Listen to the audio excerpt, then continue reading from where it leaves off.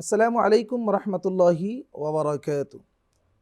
আলহামদুলিল্লাহি রাব্বিল আলামিন খালিকিস সামাওয়াতি ওয়াল আরদিন ওয়াসসালাতু ওয়াসসালামু আলা আশরাফিল আমবিয়াই ওয়াল মুরসালিন ওয়া আলা আলিহি ওয়া সাহবিহি আজমাইন। আউযু বিল্লাহি মিনাশ শাইতানির রাজীম। বিসমিল্লাহির রহমানির রহিম। ইয়া আইয়ুহাল্লাযীনা আমানু কুতিবা আলাইকুমুস সিয়াম কামা কুতিবা আলাল লাযীনা মিন ক্বাবলিকুম লাআল্লাকুম তাত্তাকুন। সদাকাল্লাহুল আযীম ওয়া সাদাকা রাসূলুহুন নবিয়্যুল হাবিবুল করিম। বাংলাদেশ টেলিভিশন চট্টগ্রামের পবিত্র মাহে রমজান উপলক্ষে আলোচনা অনুষ্ঠান মাহে রমাদান। আপনাদের জন্য আমরা সুন্দর একটি বিষয় নির্ধারণ করেছি। আমাদের আজকের বিষয় হচ্ছে ইফতারের গুরুত্ব ও ফজিলত। এই বিষয়ের উপর আলোচনা করার জন্য আমাদের স্টুডিওতে আমন্ত্রিত অতিথি হয়ে দুজন আলেমে দ্বীন উপস্থিত হয়েছেন। আমার ডানে যাকে দেখতে পাচ্ছেন মাওলানা আবুল হাসনাত মোহাম্মদ নুরুল মুস্তাফা, সুপার শাহ জব্বারিয়া দাখিল মাদ্রাসা পটিয়া চট্টগ্রাম। আমার বামে যাকে দেখতে পাচ্ছেন মুফতি মাওলানা শাহ আলম, ভারপ্রাপ্ত অধ্যক্ষ কাট্টলি জাকির উল্লুম ফাজিল ডিগ্রি মাদ্রাসা আকবর শাহ চট্টগ্রাম। মহতরম, আপনাদেরকে আমাদের স্টুডিওতে স্বাগত জানাচ্ছি। প্রিয় দর্শক, আসুন আমরা মূল অনুষ্ঠানের পূর্বে আমরা পবিত্র কুরআনুল কারীমের তিলাওয়াত শুনে আসি। أعوذ بالله من الشيطان الرجيم.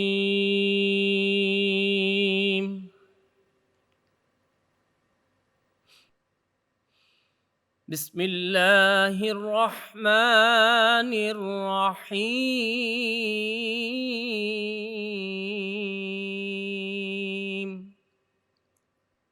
كلوا واشربوا حتى يتبين لكم الخيط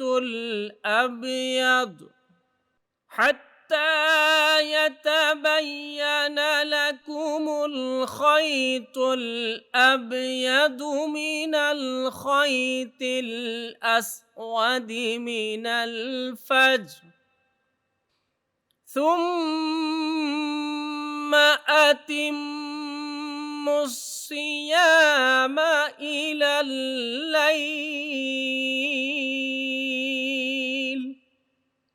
ولا تباشروهن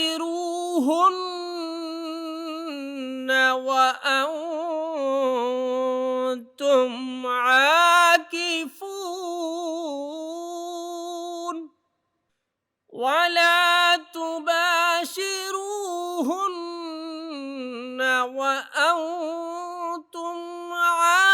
عاكفون في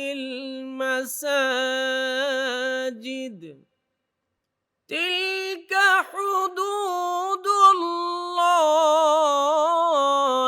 فلا تقربوها كذلك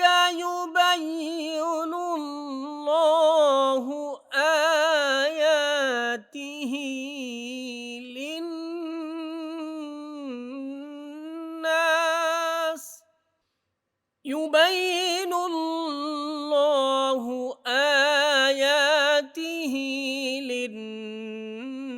للناس لعلهم يتقون.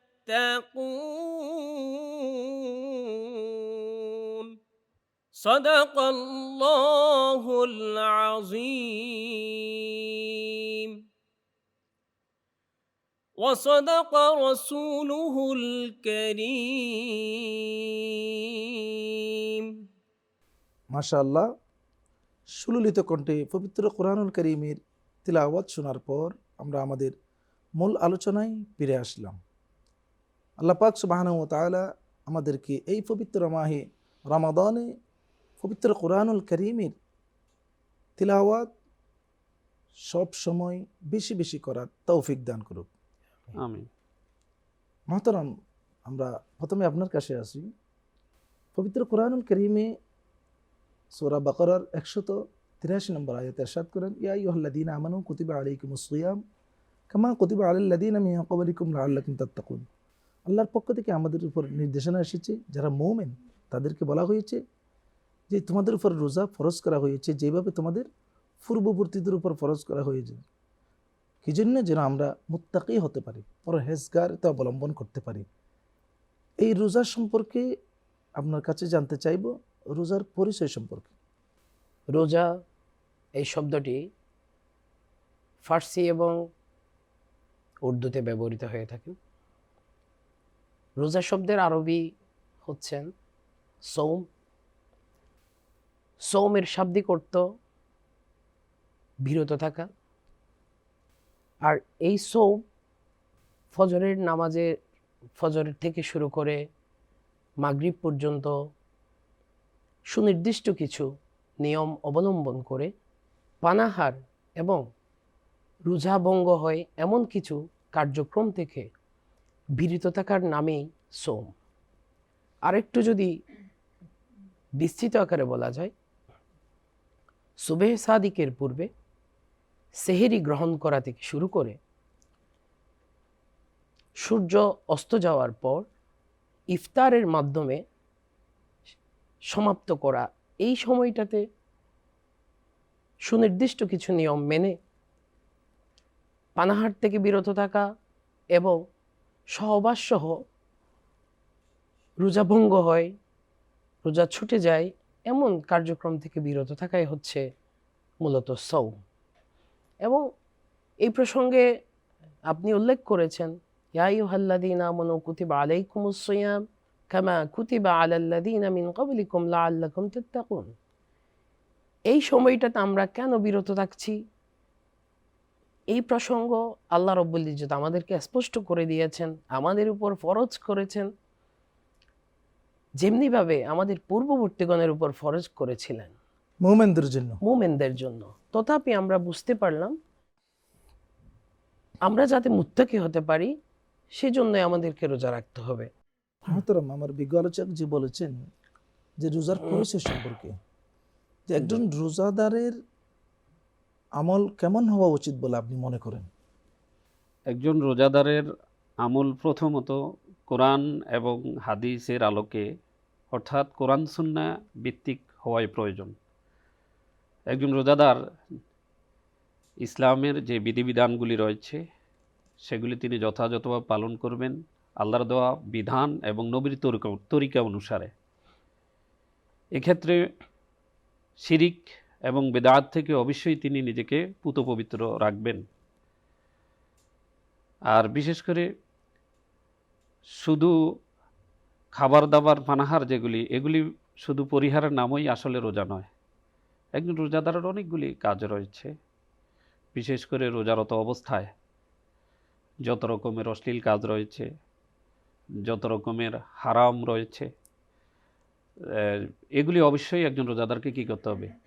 পরিহার করতে হবে এবং হালালকে যথাযথভাবে গ্রহণ করতে হবে। সেই গ্রহণ করার ক্ষেত্রে কোরআন সুন্নাহর নির্দেশিত পথ অনুসারেই একজন রোজাদারকে কী করতে হবে? শুধু কি রোজা রাখলে হবে? দিনের বেলা নামাজ পড়তে হবে? জি, সেগুলি তো আছেই। পাশাপাশি এই জন্য তো আমি বলেছি যে ইসলামের যে বিধিবিধানগুলি রয়েছে, যেমন নামাজ, রোজা, হজ, যাকাত, তারপরে অন্য যেই কাজগুলি, মানব সেবা এবং অন্য যে আনুষঙ্গিক কাজগুলি রয়েছে, সেগুলিতে একজন রোজাদার অবশ্যই করতে হবে। এবং নিজের যেই দৈনন্দিন যে কার্যক্রম রয়েছে, যে দায়িত্ব রয়েছে, সেই দায়িত্বগুলিও কি যথাযথভাবে একজন রোজাদারকে পালন করতে হবে। সেই তিনি যদি প্রাইভেট চাকরি করে থাকেন অথবা সরকারি চাকরি করে থাকেন, সেই চাকরির হকও যথাযথভাবে কী করতে হবে? পালন করতে হবে। অর্থাৎ আল্লাহর হক এবং বান্দার হক এবং আল্লাহর দেওয়া বিধান, এই সব কিছু পরিপূর্ণভাবে পালন করতে হবে একজন রোজাদারকে। এবং একজন রোজাদারের আমল সেরকমই হওয়া উচিত কোরআন এবং সুন্নাহর দৃষ্টিকোণ থেকে। রোজাদার রোজা রাখে দৈনিক 5 ওয়াক্ত নামাজ পড়তে হবে, মিথ্যা বলা যাবে না, যদি মানুষের গীবত করা যাবে না, হওয়া যাবে না, এইভাবে আরো যত রকমের হারাম আছে আর কি, যেগুলো ইসলাম শরিয়া হারাম করেছে। আমাদের যে যারা শুনতেছে, আমাদের শ্রোতারা একটু যদি একটু ভেঙে বলেন, তাদের জন্য উপকার হয় আর কি। জি, অবশ্যই। যে আমরা অনেক সময় দেখি যে একজন রোজাদার একদিকে রোজা রাখছেন আবার ঘুষ খাচ্ছেন, একজন রোজাদার রোজা রাখতেছেন আবার তিনি সুদের সাথে জড়িত, একজন রোজাদার তিনি রোজা রাখতেছেন আবার দেখা যায় তিনি অন্যের উপর জুলুম করতেছেন। একজন রোজাদার তিনি রোজা রাখতেছেন, আবার দেখা যায় তিনি পরের হক নষ্ট করতেছেন। একজন রোজাদার তিনি রোজা রাখতেছেন, আল্লাহ সৃষ্টির যেই একটা ছোট মাখলুকাত যেগুলো রয়েছে সেগুলিরও কি হক নষ্ট করতেছেন। তো এগুলি কখনো একজন রোজাদারের জন্য কি নয়, কাম্য নয়।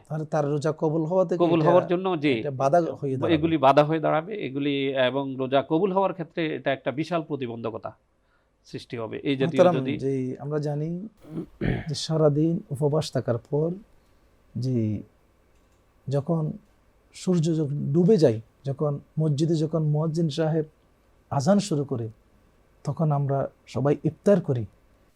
এই রোজাদারকে ইফতার করানোর কি ফজিলত রয়েছে, আপনি যদি একটু বলেন। এই ইফতারের ফজিলত আল্লাহ রব্বুল ইজ্জত বলেছেন, ইফতার তোমরা যত তাড়াতাড়ি পারো ইফতার করে নাও, অর্থাৎ অক্ত হওয়ার সাথে সাথে ইফতার করে নেওয়ার কথা বলেছেন। এবং আল্লাহর সর্বোত্তম বান্দা বলে আখ্যায়িত করেছেন যিনি ইফতারের সময় হওয়ার সাথে সাথে তড়িঘড়ি না করে খুব দ্রুত ইফতার করে নেবেন। এক্ষেত্রে একজন রোজাদারকে যদি অন্য কেউ একজন ইফতার করাতে পারেন, তো সেক্ষেত্রে রাসূল সাল্লাল্লাহু আলাইহি ওয়াসাল্লাম বলেছেন যে একজনকে যদি ইফতার করানো হয়, সেই রোজা রেখে যে সওয়াব পেয়েছে সমপরিমাণ সওয়াব ওই ইফতার করানোওয়ালা যিনি উনিও পেয়ে যাবেন। এবং সেখানে আরেকটি নোট রয়েছে, রোজাদারের সেখান থেকে বিন্দু পরিমাণও সওয়াব কর্তন করা হবে না, বরং ওনারটা ওনার কাছে বরাবরই থাকবেন। আবার যিনি ইফতার করিয়েছেন উনিও সমপরিমাণ সওয়াব পেয়ে যাবেন। এবং আরও বলা হয়েছে যে ইফতার করালে গুনাহ মাফ হয়, ইফতার করালে তাকওয়া অর্জন হয়, ইফতার করালে নিজের ভিতরে সংযমতা তৈরি হয়। আরেকজনকে যখন আমি ইফতার করাতে যাব আমার অহমিকা নষ্ট হয়, অহমিকাগুলা ধ্বংস হয়ে যায়। এভাবে করে অন্যজনকে ইফতার করালে নিঃসন্দেহে পুণ্যের কাজ, এবং আল্লাহ রব্বুল ইজ্জত সমপরিমাণ সওয়াব দান করবেন। সেখানে জৈনক সাহাবী রাসূল আকরাম সাল্লাল্লাহু আলাইহি ওয়াসাল্লামের কাছে প্রশ্ন করেছিলেন, ইয়া রাসূলুল্লাহ, আমরা কি এমন কোনো জিনিস পেতে পারি না যেটার দ্বারা আমরা ইফতার করাতে পারি? তো সেক্ষেত্রে রাসূল আকরাম সাল্লাল্লাহু আলাইহি ওয়াসাল্লাম উত্তরে বলেছেন, তো কেউ যদি এক ঢুক দুধ খাওয়ায়, কিংবা একটি শুকনা খেজুর খাওয়ায়, কিংবা এক চুমুক পানি খাওয়ায়, ইফতার করায়, সেক্ষেত্রেও সেম সওয়াব দেওয়া হবে। যাকে পেট ভরে খাওয়াইয়ে ইফতার করালে যতটুকু সওয়াব পাওয়া যাবে, কেউ যদি এক চুমুক পানি খেয়েও ইফতার করায় সেও একই সওয়াব পেয়ে যাবেন। যে ব্যক্তি একজন রোজাদারকে ইফতার করাবে, সে ওই রোজাদার ব্যক্তি সারাদিন উপবাস থেকে কিছু এত কষ্ট করে যে রোজা রেখেছে, ওই সামান্য ইফতার করানোর কারণে সে ওই রোজাদারের সমান সওয়াব পাবে। তাহলে যিনি রোজাদারকে ইফতার করাবে তার খাদ্যটা কেমন হওয়া উচিত বলে মনে করেন আপনি? রোজাদারকে যিনি ইফতার করাবেন অবশ্যই তার খাদ্যটা সম্পূর্ণ 100%, 100% শতভাগ হালাল হতে হবে, এবং সেটা হালাল প্রক্রিয়ায়, যেমন মনে করেন জবেহের ক্ষেত্রে যেভাবে একটা পানি জবে করা দরকার কোরআন সুন্নাহর আলোকে, সেভাবে জবে করে কি করতে হবে, সেই প্রাণীটা সেভাবে জবেকৃত প্রাণী হতে হবে। তো এই ক্ষেত্রে অবশ্যই যে একজন রোজাদারের খাবার শুধু আল্লাহ পাক রব্বুল আলামিন পবিত্র কোরআনুল কারীমের সূরা বাকারার 168 নম্বর আয়াতে আল্লাহ পাক রব্বুল আলামিন বলেন, ইয়া আইয়ুহান নাস কুলু মিম্মা ফিল আরদি হালালান তাইয়্যিবা ওয়া লা তাত্তাবিউ খুতুওয়াতিশ শাইতান ইন্নাহু লাকুম আদুউম মুবিন। হে মানব সম্প্রদায়, পৃথিবীতে তোমাদের জন্য যেই সমস্ত খাবার বস্তু হালাল করা হয়েছে তোমরা সেগুলি খাও, ভক্ষণ করো। ওয়ালা তাত্তাবিউ খুতুওয়াতিশ শাইতান, তোমরা শয়তানের পদঙ্ক অনুসরণ করো না। ইন্নাহু লাকুম আদুউম মুবিন, নিশ্চয়ই শয়তান হচ্ছে তোমাদের প্রকাশ্য শত্রু, প্রকাশ্য দুশমন। তো এই আয়াতে কারিমা আমাদেরকে শিক্ষা দেয় যে আমাদেরকে অবশ্যই হালাল খাদ্য গ্রহণ করতে হবে, এবং আমি যে খাবারগুলি খাচ্ছি সেগুলি আমার হালাল উপার্জনের খাবার কিনা। একজন রোজাদারকে অবশ্যই সেগুলি কি অবশ্যই দেখতে হবে সেগুলি হালাল। এখানে আল্লাহ পাক রব্বুল আলামিন এই আয়াতের মধ্যে আর শুধু হালাল শব্দ বলেন নাই, বলুন তয়্যিবা শব্দ বলেছে, পবিত্র। পবিত্র হতে হবে।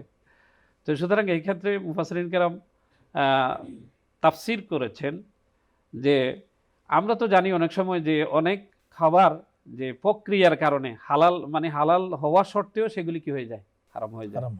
যেমন মনে করেন আমি 1000 টাকা দিয়ে গরুর ফ্রেশ মাংস 1 কেজি মাংস নিলাম, কিন্তু মাংসটা তো কি, গরুর গোস্তটা তো আমার জন্য কি হালাল, এবং এটা ইসলাম এই গরুর গোস্তকে কি করেছে, হালাল করেছে। কিন্তু আমি যে টাকাটা ব্যবহার করলাম সেই টাকাটা হালাল এটা ছিল না, উপার্জনটা কি হালাল কিনা? উপার্জনটা হালাল ছিল না।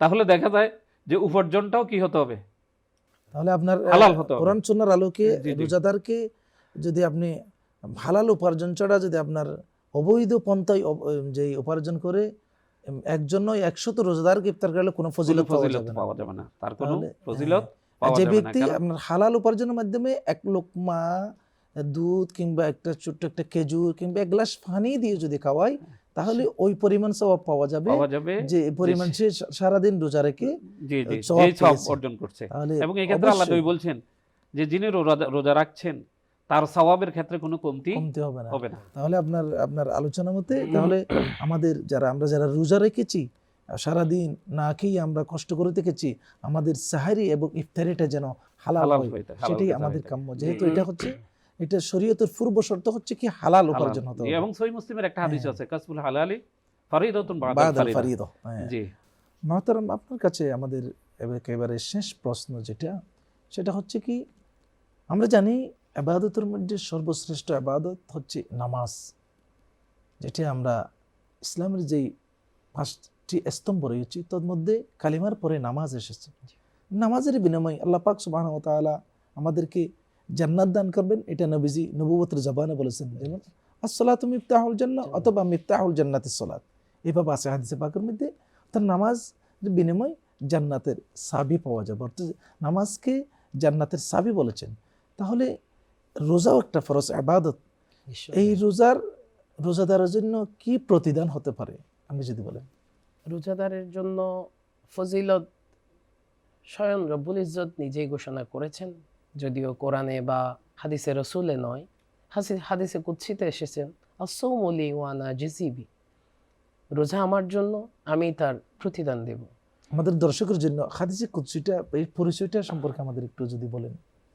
হাদিসে কুদসি আমাদের দর্শকরা যদি জানতে চায়, হাদিসে কুদসি সেটিও আল্লাহর বাণী, তবে সেটা হাদিসে রসুল নয়, এবং হাদিসে কুদসি সেটা কোরআনে অন্তর্ভুক্ত নয়।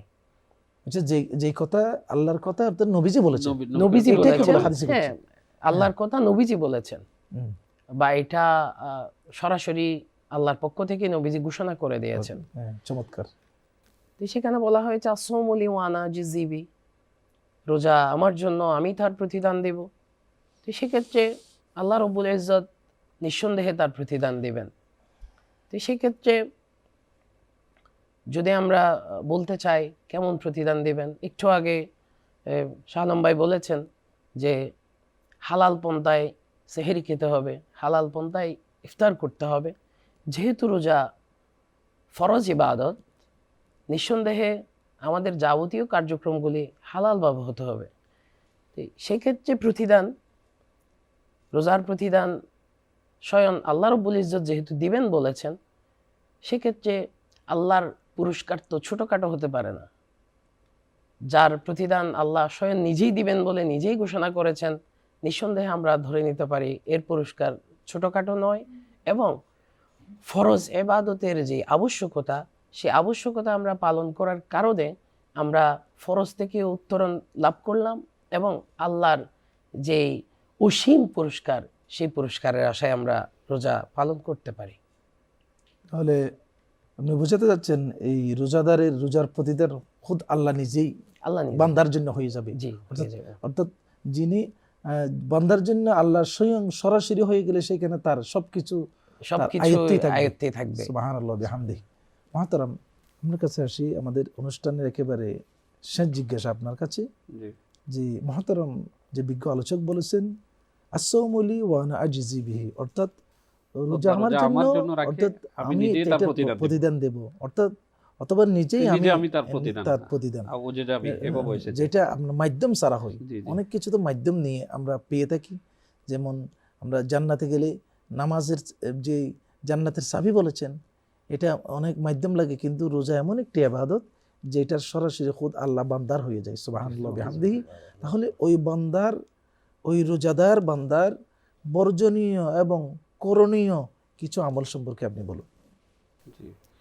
একজন রোজাদারের জন্য প্রথমত বর্জনীয় হলো এবং করণীয় যে বিষয়গুলি যদি আমরা আলোচনা করি, তাহলে আমাদেরকে দেখতে হবে প্রথমত যে রোজাদারের জন্য যে জিনিসগুলি বর্জনীয়, শুধু উপবাস থাকার নামই কি রোজা নয়, এবং এই রোজার কিছু হক রয়েছে, সেই হক আদায় করে আমাদেরকে রোজা রাখতে হবে। যেমন আমাদের শরীরের যতগুলি অঙ্গ প্রত্যঙ্গ রয়েছে, প্রত্যেকটি অঙ্গে রোজা আছে।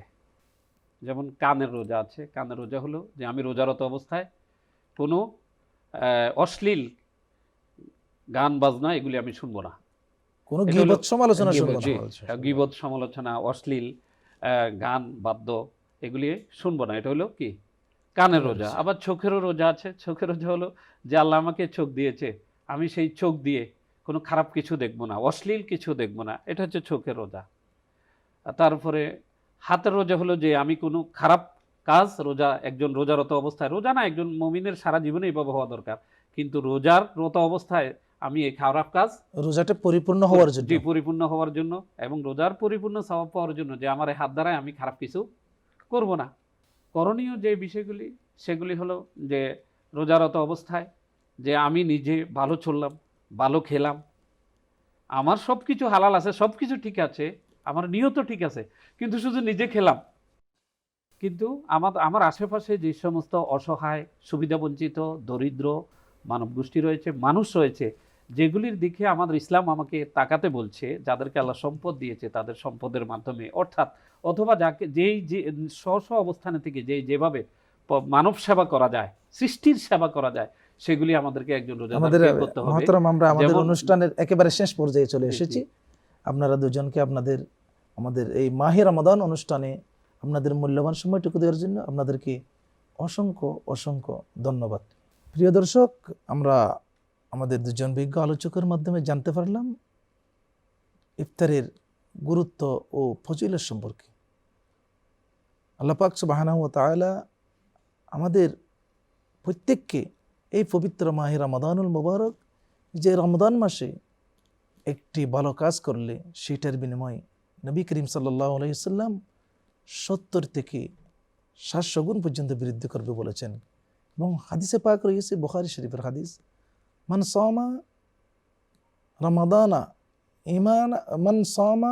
রমাদানা ঈমানাও ওয়া ইহতিসাবান গুফিরা লাহু মা তাকাদ্দামা মিন যামবিহি।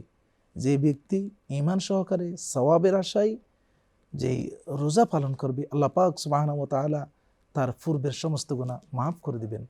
যে আমরা সারাদিন রোজা রাখবো, আমাদের ইফতারটা যেন হালালভাবে হয়, এবং যে আমরা যথাসম্ভব আমরা আমাদের রোজাদারদেরকে যতটুকু সম্ভব আমরা ইফতার করানোর চেষ্টা করব। যেহেতু নবী করিম সাল্লাল্লাহু আলাইহি ওয়াসাল্লাম নবুয়তের জবানে বলেছেন, যে ব্যক্তি কোনো রোজাদারকে পেট ভরে ইফতার করালো, আল্লাহ পাক সুবহানাহু ওয়া তাআলা কাল কিয়ামতের ময়দানে ওই ব্যক্তিকে আমার হাউজে কৌসার থেকে পানি পান করাবেন, যে পানি পান করার কারণে যে জান্নাতে যাওয়ার আগ মুহূর্ত পর্যন্ত ওই ব্যক্তির আর কোনো তৃষ্ণার্ত লাগবে না। যখন একথা নবী করিম সাল্লাল্লাহু আলাইহি ওয়াসাল্লাম সাহাবীদেরকে বললেন, তখন এক সাহাবী জিজ্ঞেস করলেন, ইয়া রাসূলুল্লাহ, আমাদের তো অত সম্বল নাই যেই আমরা রোজাদারকে পেট ভরে ইফতার খাওয়াবো। তখন নবী করিম সাল্লাল্লাহু আলাইহি ওয়াসাল্লাম ওই সাহাবীদেরকে বললেন, শুধু এটা সওয়াব যে যাদের সম্পদ আছে তাদের জন্য নয়, যাদের অন্তত একটি খেজুর খাওয়ানোর সামর্থ্য আছে, এক গ্লাস পানি খাওয়ানোর সমস্ত সামর্থ্য আছে, অথবা এক চুমুক দুধ খাওয়ানোর যার সামর্থ্য আছে, ওই ব্যক্তিও ওই সমপরিমাণ সওয়াবের ভাগী হবেন। যে সারাদিন রোজা রেখে যে রোজাদার যে সওয়াব পেয়েছে, ওই সওয়াবের ভাগী হবেন যদি আপনি এক লুকমা খেজুর অথবা এক গ্লাস পানি অথবা এক চুমুক দুধ খাওয়াই যদি আপনি যদি রোজাদারকে ইফতার করান। আল্লাহ পাক সুবহানাহু ওয়া তাআলা আমাদেরকে এই পবিত্র মাহে রমাদান মাসে এবং সমস্ত নেক আমল এমনভাবে হওয়া উচিত যেভাবে করলে আল্লাহ খুশি হবেন, যেভাবে নবী করিম সাল্লাল্লাহু আলাইহি ওয়াসাল্লাম আল্লাহকে সন্তুষ্টি করার জন্য করেছেন, সেভাবে আমাদের প্রত্যেকের আমল হোক, এই প্রত্যাশা রেখে আজকের মতো বিদায় নিচ্ছি। আপনারা যারা এতক্ষণ পর্যন্ত আমাদের সাথে অনুষ্ঠান উপভোগ করেছেন, সবাই ভালো থাকুন, সুস্থ থাকুন। ইনশাআল্লাহ আগামীতে যে কোনো একটি বিষয় নিয়ে আবারও দেখা হবে। সেই পর্যন্ত আল্লাহ আমাদের প্রত্যেককে ঈমানের সাথে থাকার তৌফিক দান করুক। আমিন। আসসালামু আলাইকুম ওয়া রাহমাতুল্লাহি ওয়া বারাকাতুহু।